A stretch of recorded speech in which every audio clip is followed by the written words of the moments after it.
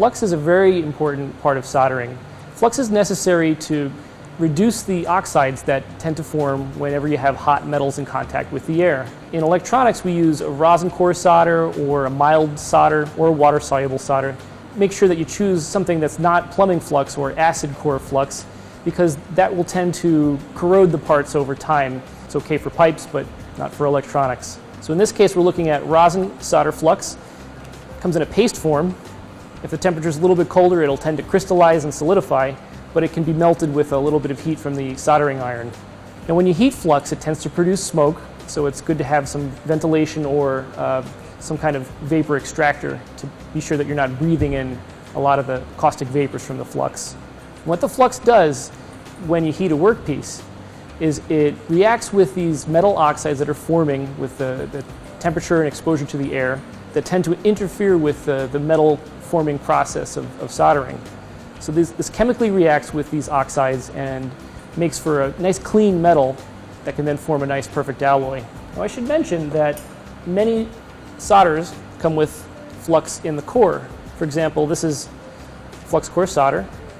It's actually hollow, and inside there's a central core of flux, and then as you feed the solder into your workpiece, the flux then distributes itself over the surface of the work and does its action in reducing those metal oxides, preventing them from occurring as you're doing the soldering.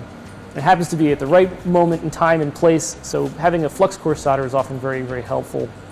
And finally, we should talk about water-soluble flux, which is a recent improvement in flux. With water-soluble flux, cleaning becomes much, much easier. With rosin core flux, the flux is not water-soluble. It takes some kind of solvent in order to dissolve it and to remove it from the workpiece.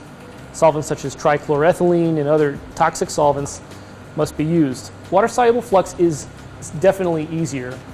It may not be appropriate in all circumstances. It can leave a residual layer that may interfere with high impedance circuits where you have resistances in 10 mega ohms or greater. The flux may actually lower that resistance and cause the circuit to malfunction. And in those cases, you'd want to use a rosin core solder flux. But in most cases, the water-soluble flux is the better choice. It's environmentally friendly, and it's easier to clean when you're finished.